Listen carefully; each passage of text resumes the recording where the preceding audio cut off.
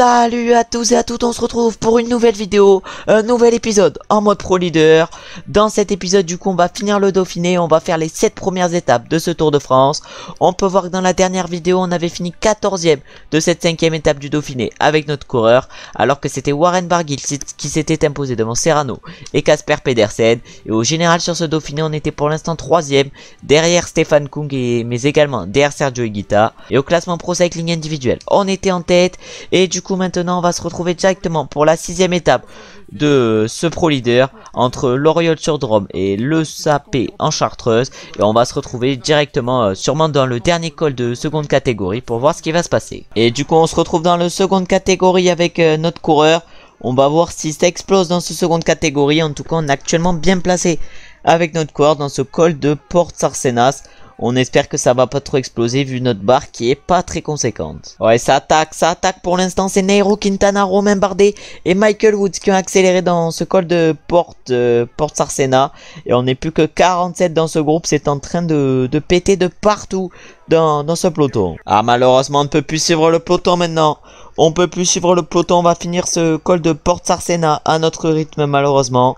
On peut plus suivre le rythme imprimé par le peloton. On va peut-être rattraper quelques coureurs et on se retrouvera une fois en haut de ce col. Et du coup on va bientôt arriver en haut de ce col de seconde catégorie. On va arriver avec 3 minutes combien 3 minutes 16 de retard par rapport au premier qui est je crois bien Jonas Vingegaard. Et du coup maintenant ça remonte dans ce final d'étape. Là on est dans une cote de 4,8 km à 4,9% et on a actuellement 2 minutes 30 de retard par rapport à Bauke Mollema qui est seul en tête. Et du coup il nous reste encore 6 km avant d'arriver. On a pour l'instant 3 minutes 10 de retard par rapport à l'homme de tête, je crois bien, ouais, toujours par rapport à Bauke Mollema. On a demandé à Marc Padoun de se relever et de nous protéger actuellement, vu que Marc Padoun n'a rien à jouer en vue du classement général. Et du coup maintenant on arrive en haut de cette montée et on va bientôt attaquer la dernière montée du jour. On va voir si on peut tout donner dans cette dernière montée du jour. En tout cas, on a Stefan Kung juste devant nous. Et du coup, maintenant, on arrive dans le montée vers le Chapé en Chartreuse. 3,4 km à 6,7%. Et on attaque dès le pied de cette montée. On va essayer de la faire à fond. Allez, devant c'est Tadej Pogacar qui a attaqué. Et on peut voir que Jonas Vingegaard est pas loin de Tadej Pogacar, mais il n'arrive pas à aller le chercher. En tout cas, nous, on va faire cette montée à fond. On va sûrement perdre, 2 minutes 40, je pense. Peut-être aujourd'hui, même un peu plus. Mais on aura à peu près bien géré cette étape, vu le temps qu'on avait perdu dans la montée de seconde catégorie. Et du coup, à l'avant, il ne reste plus que 500 mètres à Tadej Pogacar. Est-ce que Tadej Pogacar va aller s'imposer aujourd'hui? Je pense que oui. Je pense que Tadej Pogacar va aller s'imposer aujourd'hui.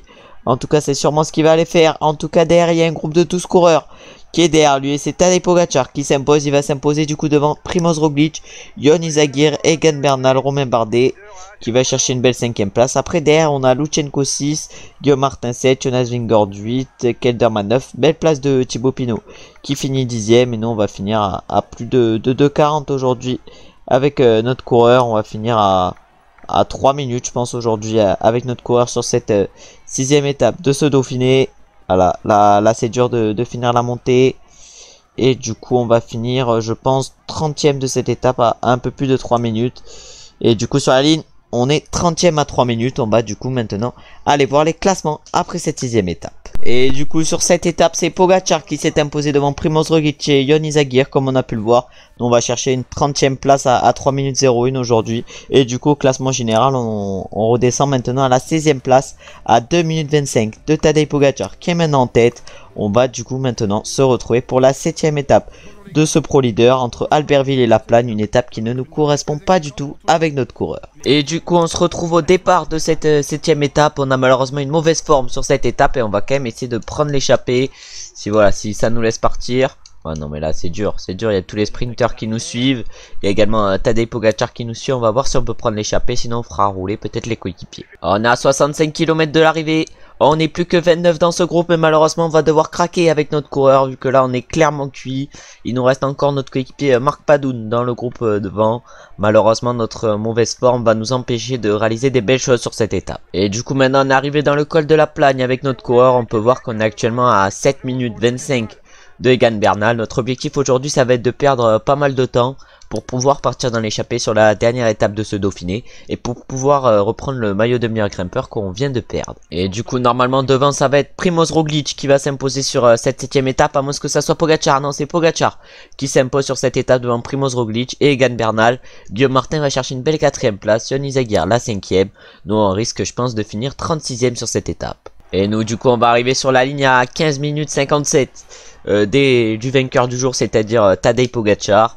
On aura perdu pas mal de temps sur cette étape, on va aller voir les classements après cette étape pour voir combien de temps on a perdu. Et avec le temps qu'on a perdu, il devrait normalement nous laisser partir dans l'échappée. Et du coup on peut voir que c'est Pogacar qui s'impose avec 11 secondes d'avance sur Roglic et 18 sur Bernal. Derrière c'est assez loin, c'est à 1 minute 12 pour Guillaume Martin. Et derrière c'est à 1,53 puis à 3 minutes 15, donc vraiment des écarts énormes sur cette étape. Nous on finit à 15 minutes 58 avec notre coureur. C'est Marc Padoun le premier de notre équipe, il finit à 10 minutes 13. Malheureusement il y a eu quelques hors délai, il y a eu l'abandon de Oliver Naesen et il y a eu Girmay qui a été hors délai, Marc Sarro, De Vriend, Groenewegen, Christophe, Jacobsen, notre coéquipier Kokar malheureusement, Chase Ball, Van der Horn, Taco Van der Horn et Mikkel Bjerg a dû abandonner. Je crois que même Degelkop à un moment était hors délai, mais je pense qu'il y a eu énormément d'hors délai, sauf qu'ils n'ont pas comptabilisé tous les hors délai. Et du coup au classement du meilleur grimpeur avec nos 10 points, on est à 25 points de Pogacar maintenant. On va essayer sur la dernière étape d'aller chercher le plus de points possible. Du coup on va aller voir le profil. En plus c'est une étape assez intéressante pour aller chercher des points. On va essayer de partir dans l'échappée. On va se retrouver au départ pour voir également notre forme sur cette étape. Et du coup on se retrouve au départ avec notre coureur. Malheureusement on est en mauvaise forme encore une fois sur cette étape, en très mauvaise forme. On va quand même essayer de partir dans l'échappée. Et cette étape commence par la côte des Serts-Blay. On pourrait aller chercher pourquoi pas un point. Même si un point c'est pas grand chose, à tout moment on peut remporter le maillot de meilleur grimpeur pour un point. En tout cas là on en met une après Simon Yates. Oh, Simon Yates qui a accéléré. Il y a également Bauke Mollema. Ah, il y a Julien Lafilippe. Ah, vraiment que des costauds qui ont tenté de partir. Caleb Ewan également derrière qui essaye de partir. En tout cas là nous on est actuellement dans les roues avec notre coureur. Est-ce qu'on peut aller chercher le point? Est-ce qu'on peut aller chercher le point avec notre coureur? On va voir ça. En tout cas on fait tout pour aller le chercher. Ah, passe à Julien. Et non, c'est bon. On s'impose sur ce première catégorie. On va donc chercher un point et on va se retrouver maintenant pour le prochain seconde catégorie. Et du coup maintenant on se retrouve à 1 km du sommet sur ce col de seconde catégorie qui faisait 11 km 500 à 5,1%. Et là sur le sommet on est dans les pourcentages les plus durs de ce col. En tout cas là il y a quelques coureurs qui sont en train de craquer. Nous on n'est pas placé au mieux. On va essayer de sprinter pour aller chercher les points. On donne tout pour aller chercher les points. On se fait gêner un peu, mais non. Non, on n'arrive pas à aller chercher les points. On était trop mal placé à 1 km du sommet. On va maintenant se retrouver pour le prochain seconde catégorie. On va essayer d'aller chercher des points. Ah, malheureusement, on s'est fait distancer avec notre coureur. On est maintenant à 2 minutes de l'homme de tête, Maximilian Schachmann. Clairement, ce groupe a complètement explosé, vu qu'ils sont plus que 10 devant. Et c'est Julien Lafilippe qui va chercher les points. Et nous là on va tout donner pour accélérer et pour revenir sur eux dans la descente. Et du coup, normalement, en haut de cette montée, on aura combien? On aura une 50 à reprendre, une 52. On aura pas mal de temps à reprendre dans cette descente. On va essayer de reprendre le plus de temps possible. Et du coup, malheureusement, dans la descente, vu que Van Aert n'a pas collaboré, on est maintenant à 2 minutes 12 du groupe Miguel Angel Lopez, Julien Lafilippe, Simon Yates, du groupe de 10. Ça risque d'être compliqué de les reprendre dans ce col de la Colombière. Et du coup, avec notre coureur, on a réalisé une assez bonne montée, même si on a 4 minutes 40 de Miguel Angel Lopez, qui est seul en tête. On a quand même réussi à revenir sur Nelson Paules et d'autres coureurs. On est toujours avec Wout van Aert par contre. Et là on va essayer de récupérer dans cette descente. Et pourquoi pas de reprendre du temps à l'échappée. Comme je l'ai dit tout à l'heure malheureusement je n'aurais pas repris de temps. Alors, malheureusement on a tout donné pour revenir sur l'échappée. Mais maintenant on est cuit. Et on ne reviendra pas sur l'échappée. On va choper quelques points pour le maillot vert. 3 points pour le maillot vert. On va maintenant se retrouver dans le final de cette étape. Une étape qu'on aura malheureusement pas trop réussi vu qu'on aura craqué dans le deuxième col de seconde catégorie. Et du coup malheureusement j'ai chuté avec mon coureur alors que c'est Thibaut Pinot qui s'est imposé sur cette étape devant Giulio Ciccone. Le premier des favoris, j'ai l'impression que c'est Romain Bardet aujourd'hui. De toute façon les favoris sont arrivés à 11 dans leur groupe aujourd'hui. Il n'y a pas eu trop d'écart, il y a juste une Vingegaard, Carapaz et Bernal qui ont perdu du temps aujourd'hui. Pas trop d'écart. Il y aura sûrement un peu de changement au classement général après cette étape, mais je pense pas énormément. Et du coup nous on va bientôt arriver sur la ligne, on va arriver en 57e position à plus de 12 minutes, je sais pas combien, 12 minutes, même 14 minutes je pense on va arriver. Non, non, il y a marqué, on arrive à 12 minutes 49 aujourd'hui. On va voir ça au niveau des classements, mais avant d'aller voir les classements, on va aller voir les podiums de ce critérium du Dauphiné, vu que c'était la dernière étape de ce Dauphiné. Un Dauphiné en demi-teinte, parce que là, dans ce début de 12e épisode, je crois bien, on n'a pas réussi un bon Dauphiné. On espère que ça sera mieux sur la première semaine du Tour de France. Et du coup, comme je l'ai dit, c'est Thibaut Pinot qui remporte cette dernière étape du Dauphiné. Belle victoire pour Pinot. Au classement général, c'est Pogacar qui remporte ce Dauphiné. Au classement par points, c'est Caleb Ewan qui le remporte. Au classement du meilleur grimpeur, c'est Pogacar qui le remporte. Et au classement des jeunes, c'est également Pogacar. On va maintenant aller voir les différents classements de ce Dauphiné. Et du coup, c'est Pinot qui remporte cette dernière étape du Dauphiné devant Giulio Ciccone et Bauke Mollema. Après, nous, on finit 57e et c'est notre coéquipier Marc Padoun, le mieux placé pour notre équipe. Il est 36e. Et du coup, au classement général, Pogacar s'impose avec 33 secondes d'avance sur Primož Roglic. Yon Izagirre va chercher la 3ème place à 2,48 après que Bernal ait perdu pas mal de temps alors qu'il était en grande forme aujourd'hui. Bon, je sais pas pourquoi il a perdu autant de temps. En tout cas, Bernal va chercher la 4ème place. Romain Bardet, c'est le premier français, il est 5ème à 3 minutes 51 de Tadej Pogacar. Voilà, on est maintenant toujours en tête. Au classement des points, malheureusement, on n'a pas progressé avec ce Dauphiné et on va maintenant se retrouver pour le Tour de France où on est censé être en grande forme avec notre coureur et on va se retrouver directement pour la première étape de ce Tour de France. On va se retrouver au départ de cette première étape, un contre-la-montre entre Copenhague et Copenhague. Et du coup là, on va partir avec notre coureur, on est en bonne forme aujourd'hui. Est-ce que ça va nous permettre d'aller chercher un bon résultat? Au premier temps intermédiaire, on doit faire 7 minutes 45 et Bissegger est en 7 minutes 37. On va essayer de faire mieux que notre temps et peut-être d'aller chercher Stéphane Bissegger au premier inter. Et du coup, on arrive maintenant à 1 km du premier inter. On devait faire 7 minutes 45 au premier inter. On va voir si on a les capacités pour faire ce temps. Là, on tourne à gauche. Là, on tourne à droite et on va arriver au premier temps 7,39. On est pour l'instant dans les meilleurs temps provisoires. On est seulement à 2 secondes de Stéphane Bissegger. Et on arrive maintenant au dernier kilomètre de ce chrono. On va tout donner. Oh là, il y a un virage à droite. Il y a un virage à droite. Et après, là, on va tout donner jusqu'à l'arrivée. On va tout donner jusqu'à l'arrivée. On devait faire combien? On devait faire 14 minutes 09. Bissegger était en 13,47. On bat Stéphane Bissegger. On va chercher 13 minutes 44.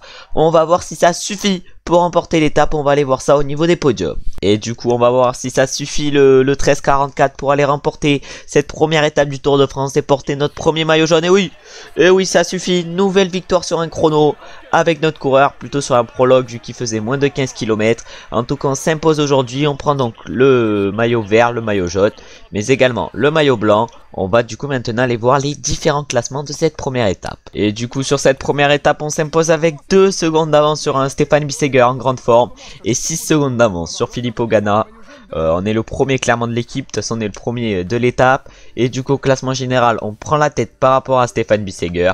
Et au classement Pro Cycling individuel on augmente encore notre avance par rapport au deuxième qui est cette fois-ci Wout van Aert. On va du coup maintenant se retrouver pour la deuxième étape entre Roskilde et Nyborg. Et on va se retrouver sûrement au sprint intermédiaire sur cette étape. Et du coup maintenant on va se retrouver au sprint inter avec notre coureur. On va essayer d'aller chercher le plus de points possible dans le peloton. Il y a 11 points à aller chercher pour le premier. On va essayer d'aller en chercher au moins 8 sur ce sprint. Alors là on va prendre la roue à Groenewegen. On va prendre la roue à Alexander Kristoff et à Dylan Groenewegen. Oh là là. Oh là je sais pas à qui prendre la roue, pardon. Et du coup on va arriver en... Ah ouais, on arrive 13ème. On va donc choper normalement 2 points sur ce sprint intermédiaire, c'est pas beaucoup. Et du coup on va maintenant se retrouver au niveau du pont du Grand Belt où le vent risque d'être présent. Et du coup on se retrouve maintenant dans le pont du Grand Belt où le vent est bien présent et où ça risque de péter de partout. On va voir ça. En tout cas on est pour l'instant 168 dans le peloton. Il y a juste Nelson Powless qui a été distancé depuis assez longtemps. On va voir déjà si sur ce début de pont du Grand Belt il y a déjà des cassures. Ah là et pour l'instant il commence à avoir des cassures dans ce pont du Grand Belt. Il y a un groupe de 92 coureurs qui a été distancé. Ah ouais, mais nous on donnait pas tout ce qu'on avait. Du coup on s'est fait un peu lâcher par les quick steps. C'est les quick steps qui mettent en marche une grosse accélération pour faire péter tout le peloton. Oh, le peloton qui est en train d'exploser avec le tempo des quick steps, mais également de nos coéquipiers. On n'est plus que 62 dans ce peloton. Et du coup on est maintenant à 8 km de l'arrivée. On n'est plus que 58 dans ce peloton. Il y a eu pas mal de cassures, on est maintenant même plus que 57. Le peloton a totalement explosé pour l'instant sur cette étape et nous on n'est pas mieux placé avec notre coureur. Et là maintenant on va arriver dans les 5 derniers kilomètres, on est maintenant à 3 km de l'arrivée. On va prendre la roue à Cavagna. On n'est plus que 43 dans ce groupe. Un peloton qui a totalement explosé. Nous, on va attendre de récupérer toute notre barre rouge. Alors que maintenant, c'est le train de Jacobsen qui est en train d'emmener le peloton. Oh là là, il y a le train de Jacobsen qui va sûrement emmener Jacobsen aujourd'hui. Jacobsen qui va viser sûrement une victoire d'étape. Nous, on va essayer d'aller chercher un bon résultat alors qu'il y a Primoz Roglic. Primoz Roglic qui a été distancé sur cette étape. On a également pu voir qu'il y avait Mathieu Van Der Poel également qui avait été distancé. Voilà, on va bientôt arriver dans le dernier kilomètre. Et c'est qui va lancer en premier? Nous, pour l'instant, on lance pas trop. On va prendre les roues. Ça va être dur de réaliser un gros résultat, mais on prend toutes les roues. On prend toutes les roues possibles. Arnaud démarre, Chronovecken, on se replace. Oh, je sais pas du tout combien on fait. En tout cas, on a l'air de faire un top 6 sur cette étape. On va aller voir ça au niveau des classements après cette étape. Et du coup, on finit 5ème aujourd'hui avec notre coureur, alors que c'est Caleb Ewan qui s'est imposé devant Fabio Jacobsen et Arnaud Démarre. On a eu l'abandon pour notre équipe de Maximian Walscheid. On a également eu Alda Mietz qui a abandonné, mais également Giulio Ciccone. Et du coup, au classement général, on est toujours en tête avec notre coureur, avec maintenant 11 secondes d'avance sur Remco Evenepoel. Le deuxième, il a disparu. Bissegger, il a clairement disparu. Au niveau du classement général, on empoche donc 35 points avec cette 5ème place sur cette deuxième étape. Et on va maintenant se retrouver pour la 3ème étape. Une étape où on va essayer, pourquoi pas, d'aller chercher encore une fois une belle place dans le final. Et on va se retrouver directement au sprint inter sur cette étape. Et du coup, on arrive à 1 km 500 du sprint intermédiaire. On va essayer de réaliser le meilleur sprint inter possible. Déjà, pour l'instant, on doit être assez bien placé au niveau du classement du sprint. Et en plus, on n'est pas encore sur des étapes qui nous correspondent trop bien. En tout cas, là, devant, ils sont partis à 4. Nous, on va essayer de prendre la roue à Tim Merlier. Ça risque d'être dur de faire un bon résultat sur ce sprint inter. On finit pas trop mal quand même. C'est Démarre, du coup, qui règle le sprint du peloton et qui va chercher la 5ème place. Nous, on finit 10ème sur ce sprint inter. On va maintenant se retrouver dans les 5 derniers kilomètres de cette étape. Et du coup, on se retrouve maintenant à 5 km de l'arrivée sur cette étape. On va essayer de réaliser le meilleur sprint possible avec notre coureur. En tout cas, on n'est plus que 160 dans ce peloton. Là, j'ai l'impression qu'il y a encore eu des abandons. 162, 64, 172. Il y a dû avoir un abandon aujourd'hui. En tout cas, on va essayer de réaliser le meilleur sprint possible avec notre coureur. Voilà, pour l'instant, c'est l'Alpecin de Koenig qui sont en train d'emmener le peloton. On a également les Quick Step à notre droite. Les Alpecin de Koenig doivent emmener Jasper Philipsen. Jasper Philipsen qui n'était pas présent sur le premier sprint de ce Tour de France vu qu'il avait été distancé dans les bordures. En tout cas, on va essayer nous de réaliser le meilleur résultat possible avec notre coureur. Ça serait pas mal de faire mieux que sur la dernière étape, c'est-à-dire mieux qu'un top 5. En tout cas, maintenant, on n'est plus que 158 dans ce peloton. Il y a les coureurs qui devaient être dans l'échappée, qui sont dû craquer. Oh là, 157 maintenant. On va essayer de prendre les roues. Allez, c'est qui lance? Je sais pas, en tout cas, nous on lance, on essaye de lancer à 600 mètres. On donne tout ce qu'on a, Oh là là, est-ce qu'on a de la chance? Ah non, on finit 3ème sur cette étape malheureusement. Ah, j'avais l'impression qu'on aurait pu la remporter, mais malheureusement on ne finit que 3ème. Et je crois que c'est encore Caleb Ewan qui la remporte. On va aller voir encore une fois ça au niveau des classements de cette étape. Et du coup, on peut voir le classement de cette 3ème étape de ce Tour de France où c'est Caleb Ewan qui s'impose devant Arnaud Démarre. Nous, on va chercher une 3ème place avec notre coureur. Wout van Aert va chercher la 4ème place. Mats Pedersen, la 5ème. Mais je suis pas allé voir s'il y avait des abandons. Oui, voilà. Il y a eu Ordelé aussi. Il y a eu Davide de la Cruz qui a dû abandonner. Il y a eu Arensman, Arndt, Chesbol, Dainese, Chris Hamilton, Soren Krug Andersen, Tuzveld et Jakob Fuglsang qui ont été ordélés sur cette étape. On est déjà plus que 164 sur ce Tour de France. Et nous, du coup, on est maintenant en tête au classement général avec 15 secondes vu qu'on a pris des secondes de bonif. Et du coup, maintenant, on est toujours en tête au niveau du classement Pro Cycling individuel. Et on va maintenant se retrouver pour la 4ème étape entre Dunkerque et Calais. Et on va se retrouver directement au sprint intermédiaire sur cette étape. Et du coup, on se retrouve encore une fois à 1 km 800 du sprint inter. On a 13 points à aller jouer avec le peloton. On va voir si on peut aller chercher ces 13 points. En tout cas, ça risque de se jouer face aux autres sprinters. Déjà, si on peut aller chercher une belle place sur ce sprint inter, ça serait pas mal beau. En tout cas, nous on donne tout. On donne tout sur ce sprint inter. On est dans la roue Sam Bennett. On est dans la roue également Arnaud Démarre. On remonte un peu, on remonte. Et on va chercher une 8ème place sur ce sprint intermédiaire. Un sprint intermédiaire qui a été réglé par Fabio Jacobsen. On va maintenant se retrouver dans le final de cette étape. Et du coup, on va bientôt arriver dans la côte de Cap Blanc-Nez. On est à 12 km de l'arrivée. On va essayer d'attaquer dans cette côte. On va essayer, pourquoi pas, d'attaquer dans cette côte de Cap Blanc-Nez. En tout cas, on accélère. On accélère dans ce côte de Cap Blanc-Nez. Il n'y a personne qui nous a suivis. Mais il y a Kasper Asgreen qui attaque. Oh non, on va prendre la roue à Kasper Asgreen s'il accélère. une montée de Cap Blanc-Nez où vous Van Aert avait tout fait péter. En tout cas, nous on se met actuellement dans la roue à Kasperas Green. Et là on va tout donner sûrement sur le sommet. Et oui, normalement on va aller chercher le point de la montagne de cette côte de Cap Blanc-Nez. On va essayer de tout faire dans la descente pour avoir un maximum d'avance en bas. Oh, on a pour l'instant 7 secondes d'avance sur un groupe de 3 coureurs derrière avec Gaudu, Asgreen et Evenepoel.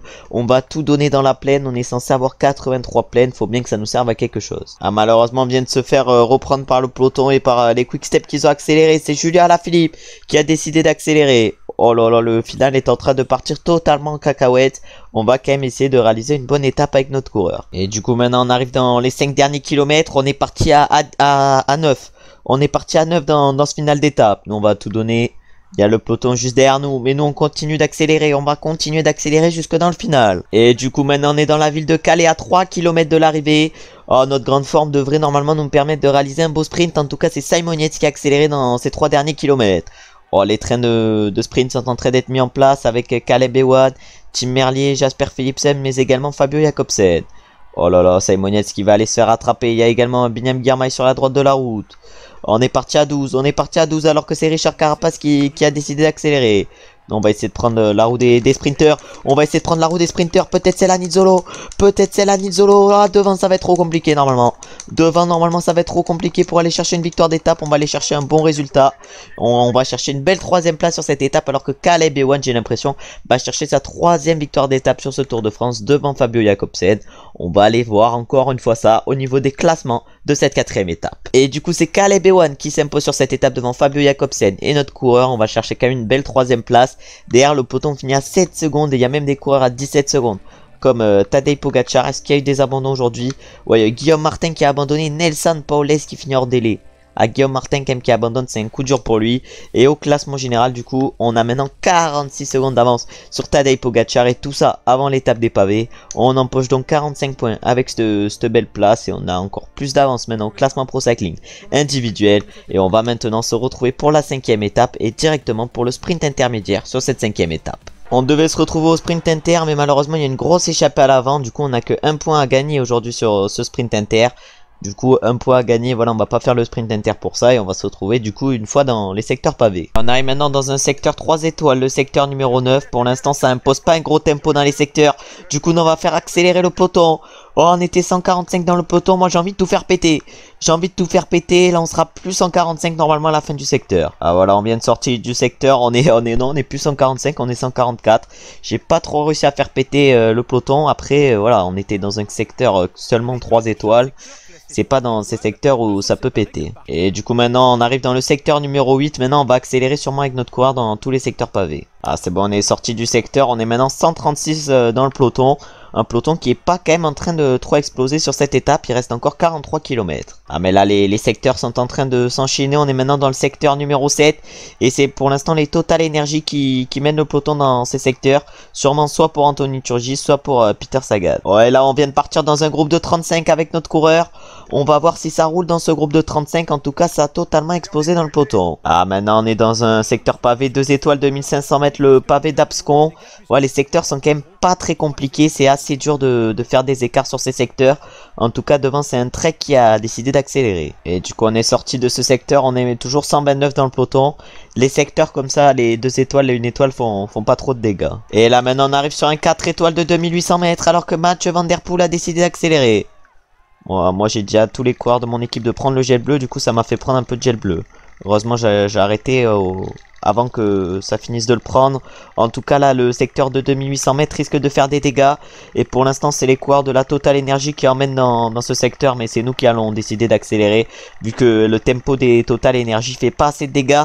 Et notre énorme tempo fait mal. Notre énorme tempo, j'ai l'impression, va faire mal.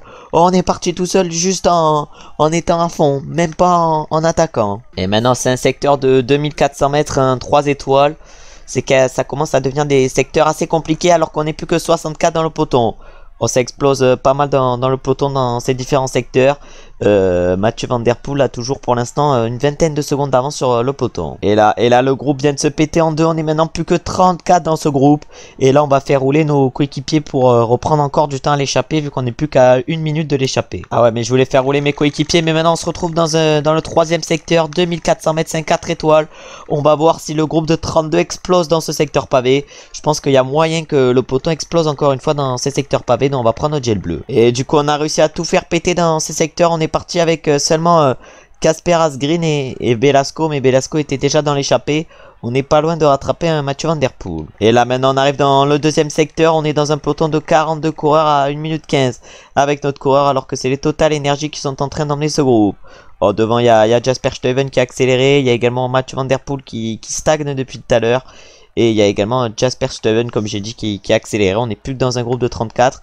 Nos coéquipiers n'ont plus trop l'énergie pour rouler actuellement. Bon, en tout cas, maintenant, il reste plus que 6 km. On est à 1 minute 10. On arrive maintenant dans le dernier secteur pavé.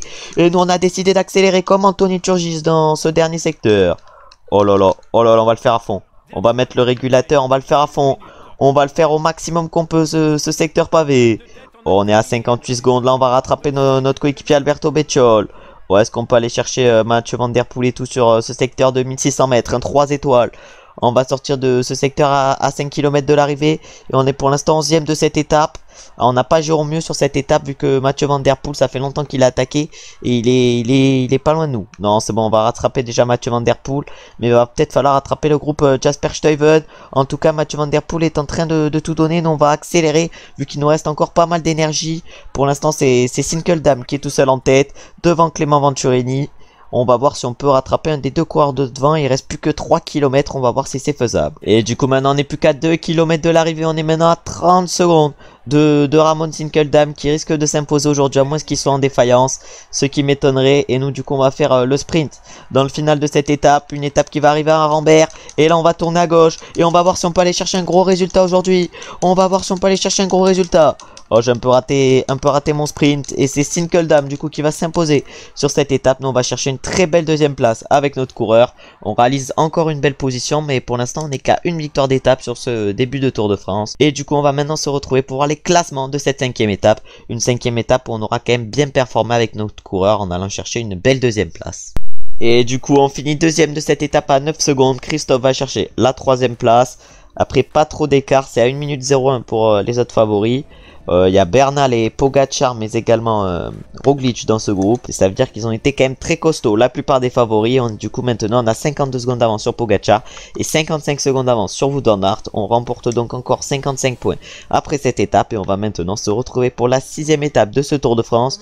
Une étape assez vallonnée qui arrive à Longwy. On va se retrouver au sprint intermédiaire sûrement sur cette étape. Et après on se retrouvera directement dans le final de cette étape. Et du coup on se retrouve à 1 km 300 sur ce sprint intermédiaire. On va aller voir si on peut aller chercher les 11 points qui sont à jouer dans ce peloton, ce sprint inter qui aura lieu à Sedan. En tout cas on va essayer de prendre les roues aux différents sprinteurs. On est actuellement en 13e position sur ce sprint inter.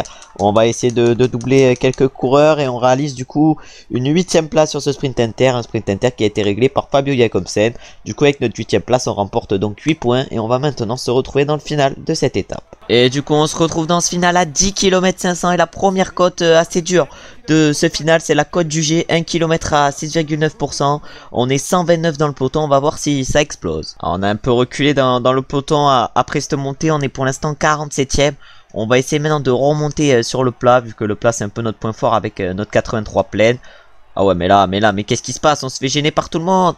Oh là là là là, mais on se fait gêner par tout le monde avant cette descente. Oh la descente elle envoie. Oh la descente elle envoie, est-ce qu'on peut remonter un peu? Oh là là mais quelle descente, on a réussi à remonter et là bientôt ça va remonter encore une fois. Et du coup maintenant on va arriver dans la montée. Oh ça a l'air dur. Oh 800 mètres à 12%, oui qu'est-ce que c'est dur. Oh oui qu'est-ce que c'est dur cette montée. Oh là là en tout cas nous on accélère dans cette montée. Il nous reste encore 400 mètres. On est parti seul avec David Gaudu. C'est dans cette montée que David Gaudu avait essayé de contrer Tadej Pogacar sur le Tour de France. Et là David Gaudu nous suit dans la roue directement. Oh là là mais nous on donne tout. On donne tout avec notre coureur. On va prendre maintenant notre gel bleu. Et là au sommet on va avoir plus de 10 secondes d'avance par rapport au peloton. Va falloir conserver notre avance si on va aller chercher une belle victoire d'étape aujourd'hui. Et il y a un groupe de 12 d'air qui s'est détaché à seulement 15 secondes de nous. Et du coup il reste encore 1 km 900 d'air. Ils font le jump pour nous revenir dessus. Oh d'air ils ont fait l'effort pour nous revenir dessus. J'espère qu'ils vont avoir moins de barres rouges que nous. vu toute la barre rouge qu'on a perdue. Oh là, mais là on va faire la montée à fond, la côte des religieuses, on va la faire à fond. Alors que David Gaudu est en train d'accélérer. Oh, David Gaudu qui a décidé d'accélérer. On a également Simon Yates. Alors on va essayer de leur prendre les roues. On va essayer de leur prendre les roues. C'est la montée vers Longwy. Ah, normalement le virage à droite, j'aimais bien normalement le virage à droite. Et oui, et j'aime toujours ce virage à droite. Et maintenant il reste encore 600 mètres. Oh là là, on est face à David Gaudu. Comme sur la dernière montée, on est face à David Gaudu. Oh là là, mais David Gaudu qui va aller sûrement s'imposer aujourd'hui. Oh là là, on a gêné un peu Valverde. Oui, c'est David Gaudu qui s'impose sur cette étape. On finit encore une fois deuxième.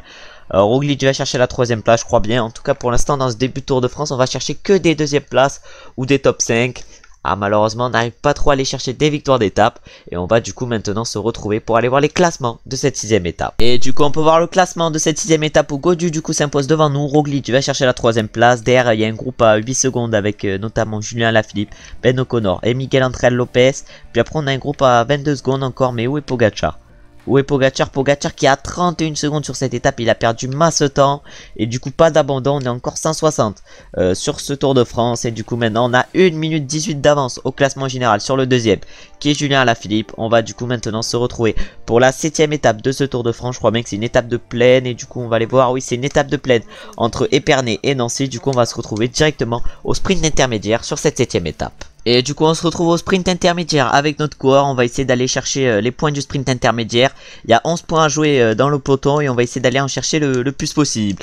En tout cas on va voir si on peut aller chercher une belle place sur ce sprint inter. En tout cas on va essayer de prendre la roue à Caleb Ewan. Ouais, est-ce qu'on peut aller chercher la roue à Caleb Ewan? On a également Fabio Jakobsen devant nous. Est-ce qu'on peut aller chercher les deux? Et oui, on passe en tête facile sur ce sprint inter. Et on empoche donc 11 points. Caleb Ewan est le deuxième du peloton, il empoche 10 points. On va maintenant se retrouver dans le final et dans les 5 derniers kilomètres de cette étape. Et du coup j'avais dit qu'on se retrouvait à 5 km de l'arrivée, maintenant on va se retrouver à 9 km de l'arrivée. Vu que là il y a une sacrée montée qui nous attend et elle risque je pense de faire des dégâts. Ouais, du coup pour l'instant c'est les lotos qui sont en train de rouler, les lotos Soudal qui emmènent le peloton et qui accélèrent sûrement pour leur sprinter Caleb Ewan. Caleb Ewan qu'on a réussi à battre au sprint intermédiaire. Est-ce qu'on peut réitérer cette performance pour le battre au sprint sur cette étape? En tout cas il y a Ben O'Connor qui a accéléré, il reste encore 5 km 500. Oh, l'attaque de Ben O'Connor a fait mal, il a maintenant 5 secondes d'avance. Je sais même pas pourquoi il a attaqué vu que il a pas beaucoup de temps à reprendre au classement général avec cette étape. Ah, là il reste plus que 3 km 500, on est actuellement dans la ville de Nancy. On va voir si on peut réaliser une belle chose aujourd'hui, de belles choses pardon aujourd'hui sur cette étape. En tout cas une étape qui risque de se jouer au sprint. Là normalement on va tourner à gauche. Ouais, on a tourné à gauche, mais là on s'est fait gêner. On s'est fait gêner par les Alpecin de Koenig. Alors qu'il y a Cavendish sur la droite. Cavendish qui doit essayer de lancer le sprint sûrement pour Fabio Jakobsen. Maintenant on va normalement tourner à droite et après ça sera au tour du sprint. Voilà, on a tourné à droite. Et ça va bientôt être au sprint final. On a réussi à prendre un peu d'avance. On a réussi à prendre un peu d'avance et là ça accélère. Ça accélère pour Fabio Jakobsen et Mark Cavendish. Oh, on est clairement très mal placé pour ce sprint. Oh, on n'est pas très bien placé pour ce sprint. On va essayer de remonter quand même. Oh, on va essayer de remonter. Oh, on n'est pas loin d'Arnaud Démare. Oh là là, est-ce qu'on peut sauter Démare? Oh là là, malheureusement Jakobsen était trop fort sur cette deuxième étape. Malheureusement Jakobsen était trop fort sur cette 7ème étape. Et on finit malheureusement deuxième avec notre coureur juste derrière Fabio Jakobsen. On va du coup maintenant aller voir les podiums après cette 7ème étape, vu que c'est la dernière étape de la vidéo. Et du coup c'est Fabio Jakobsen qui remporte cette étape. Au niveau du classement général, c'est nous qui sommes en tête à la fin de cette première semaine. Après au classement par points, c'est Caleb Ewan qui est toujours en tête. On va voir à combien de points on est de Caleb Ewan, vu que je pense qu'on n'est pas très loin de lui. Après au classement du meilleur grimpeur, c'est un coureur de la Total Energy qui est en tête. C'est qui? Au niveau du classement du meilleur grimpeur, c'est Van Gestel qui est en tête. Et au niveau du maillot blanc, c'est nous qui sommes en tête avec notre coureur. On va du coup maintenant aller voir les différents classements après cette 7ème et dernière étape de la vidéo. Et du coup on peut aller voir les classements. Malheureusement on ne finit pas deuxième, on finit troisième sur cette étape. On finit derrière Sam Bennett. Ah oui non, on a fini que troisième. En tout cas c'est Jakobsen qui s'impose devant Sam Bennett. Donc on va chercher la troisième place. Démare fait 4, Alexander Christophe fait 5. Belle 6ème place de Peter Sagan. Et du coup au classement général on a 1 minute 22 d'avance sur Alaphilippe et 1,26 sur Egan Bernal à la fin de cette première semaine. Au classement du meilleur grimpeur on est deuxième avec 3 points. Au classement par points on est deuxième mais seulement à 23 points de Caleb Ewan. Au classement des jeunes on est en tête avec 1,26 d'avance sur Bernal. Au classement par équipe on est bien placé à la 6ème position. Au classement de la combativité on est 19ème avec 12 km. Et au classement individuel on a quand même 1034 PPC. Et nous au classement par équipe on est du coup en tête avec 1117 PPC. Il y a moyen qu'on finisse en tête à la fin de cette saison.